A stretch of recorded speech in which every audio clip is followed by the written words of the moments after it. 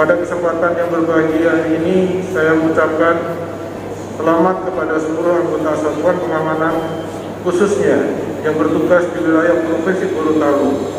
Dan saya berharap momentum ini kiranya dapat dijadikan sebagai sarana evaluasi terhadap eksistensi dan kinerja Satuan Pengamanan, guna pembenahan dan penyempurnaan dalam pelaksanaan tugas di masa yang akan datang. Diharapkan Satuan Pengamanan mampu menjadi perpanjangan tangan Polri dalam pencegahan penyebaran pandemi COVID-19 maupun dalam rangka menjaga stabilitas Kamtibmas di Provinsi Gorontalo.